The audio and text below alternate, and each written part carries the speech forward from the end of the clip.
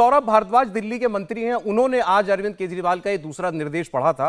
हालांकि आज उन्होंने आतिश जी की तरह कोई आदेश की कॉपी नहीं दिखाई और उन्होंने कहा कि अरविंद केजरीवाल को दिल्ली के अस्पतालों की जो हालात हैं और दिल्ली के मोहल्ला क्लिनिक जैसे चल रहे हैं उस पर उनको वो संतुष्ट नहीं है और उन्होंने कहा है कि यहाँ के हालात आप दुरुस्त कीजिए और मैं वो करूंगा। मेरे लिए भगवान का आदेश है अरविंद केजरीवाल का आदेश।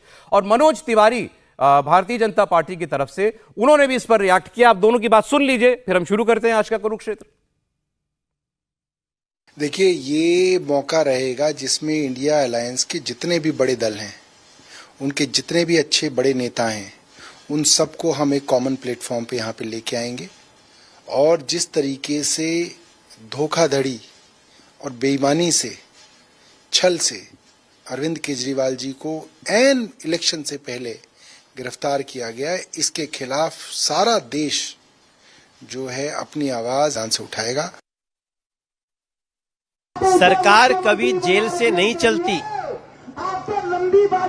जेल से गैंग चला सकते हो, सरकार नहीं। सरकार तो भारत के संविधान के तहत एक नियम के तहत चलती है और अरविंद केजरीवाल जी ने दिल्ली को लूटा सो लूटा। दिल्ली को पानी के बिना, दिल्ली को साफ पानी के बिना, दिल्ली को सीवर के बिना, दिल्ली को दवाइयों के बिना जो तड़पाया है, आज 9 साल बाद उनको याद आ रहा है कि हाँ, हम पानी, सीवर और दवाइयां अस्पतालों में नहीं दे पाए। तो फिर दिल्ली में आपको एक पल भी दिल्ली की जनता बर्दाश्त करने को तैयार नहीं है। दोस्तों, हम पहले जरा जो इसका राजनीतिक पहलू है उस पर बात कर लें, फिर ये दिल्ली में जो संवैधानिक संकट खड़ा होता दिखाई दे रहा है इस पर हम बात करेंगे। 31 तारीख दिल्ली का रामलीला मैदान बनेगा विपक्ष का मंच, और क्या वहां से वो संदेश पहुंच पाएगा जो मुमकिन है कि इस चुनाव की दिशा बदल दे। इस पर पहले मैं निमान शर्मा जी के पास जाना चाहता हूं, क्या तैयारी है 31 तारीख रामलीला मैदान की? निमान जी। सर, बहुत बहुत धन्यवाद। देखिए, तैयारी की जहां तक बात है, इस बार मैं आपको बहुत ग्राउंड रियलिटी से बताता हूं कि क्या तैयारी है। तैयारी इस बार पॉलिटिकल पार्टीज की कम है और जनता की ज्यादा है।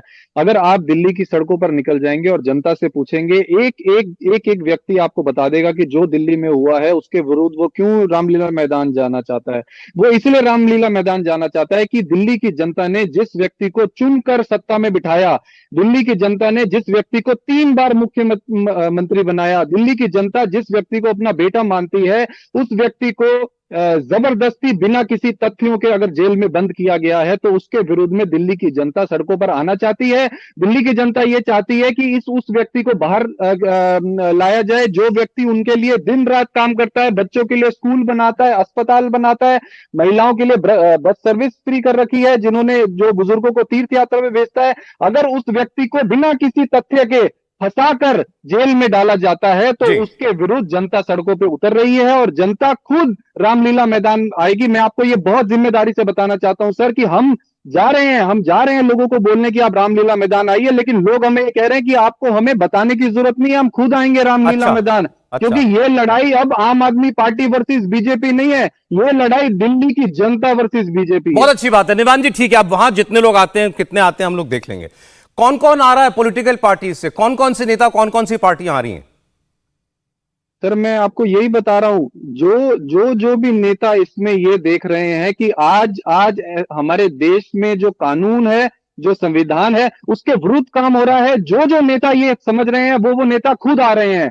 कोई प्रोटोकॉल नहीं इसमें सामने आ रहा, कोई दिक्कतें सामने नहीं आ रही। सब नेता खुद अप्रोच करके बता रहे हैं कि हम इस रैली का हिस्सा बनना चाहते हैं, क्योंकि यहाँ पे सीधा संविधान को कुचलने की कोशिश। मैं ये सवाल निमान जी आपसे इसलिए पूछ रहा हूं, देखिए ये मैटर करता है ना, माफ कीजिएगा। देखिए, ये आपके लिए, आप भी जानते हैं कि सवाल महत्वपूर्ण है। आप भी देखना चाहते होंगे कि वहां पर कौन कौन से बड़े नेता पहुंचते हैं। माहौल तो उसी से बनता है ना देश के अंदर।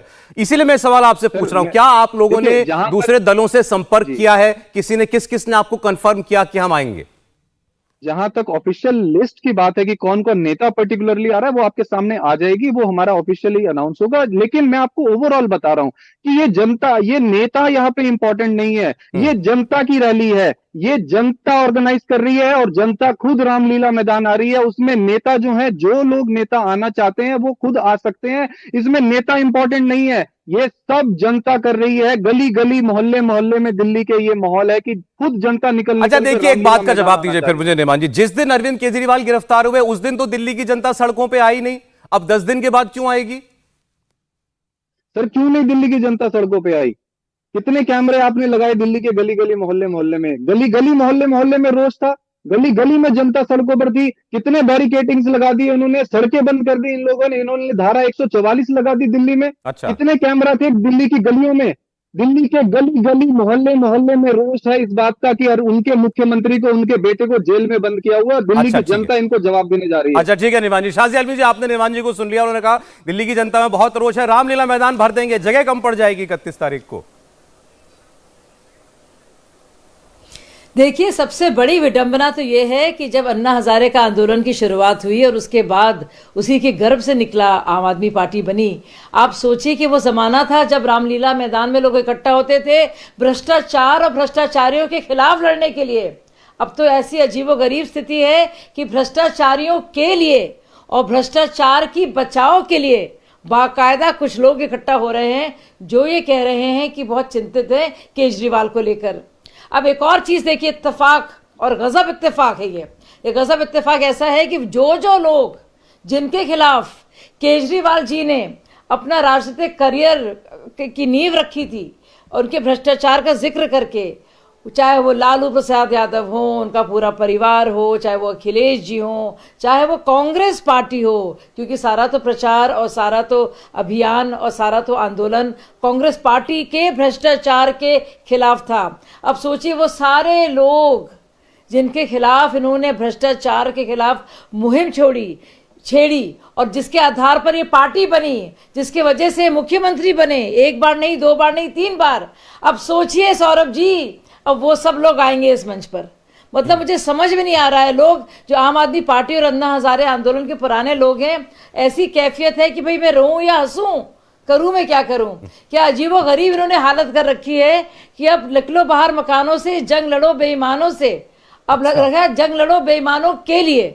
तो ये कुछ और ही अजीबो गरीब हो रहा है माहौल यहाँ पे। इसका क्रेडिट मैं तो समझ में नहीं पा रही हूँ कि क्या करना चाह आप कह रही है मैं रोऊं या हंसूं, किसने एक किया इन सबको? आपने तो किया एक। बिल्कुल, मैं बहुत ही शर्मिंदा हूं। मैं ना सिर्फ ठगी महसूस करती हूं, ठगी हुई सी, बल्कि मैं और मेरे जैसे बहुत लोग हैं, इतना मैं बता दूं सौरभ जी।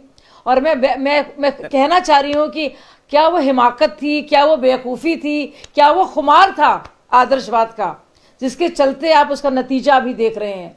और सोचिए लोग इकट्ठा हो रहे हैं भ्रष्टाचारियों को बचाने के लिए। ये वही केजरीवाल जो कहते थे अगर ये केंद्र सरकार ने अरविंद केजरीवाल को जेल में डालकर, केंद्र सरकार ने अरविंद केजरीवाल को जेल में डालकर जो इंडिया अलायंस जिसके लोग टूट टूट कर जा रहे थे, अब सारे फिर एक होकर के वहां खड़े हो रहे हैं। ये आपका जो एक्शन था जेल में डालने का अरविंद केजरीवाल को, उसके नतीजे में हो रहा है ना ये। देखिए 2 चीजें सौरभ जी, देखिए ना तो मैं ईडी की प्रवक्ता हूं, ना मैं सीबीआई की प्रवक्ता हूं, ना मैं कोर्ट से किसी भी कोर्ट की प्रवक्ता हूं, ना हो सकती हूं। मैं सिर्फ भारतीय जनता पार्टी की राष्ट्रीय प्रवक्ता हूं। तो जो कुछ भी एक्शन लिया गया है इंतजार करने के बाद, 9 समन के बाद, जिसके लिए बाकायदा वक्त लिया, और मैंने ये देखिए मैंने 10 दिन पहले कहा था कि ये जानबूझकर समर इंतजार कराएंगे। आखिरी मिनट में जब ये इनकी गिरफ्तारी होगी, मॉडल कोड ऑफ कंडक्ट आ जाएगा और फिर ये विक्टिम कार्ड प्ले करेंगे।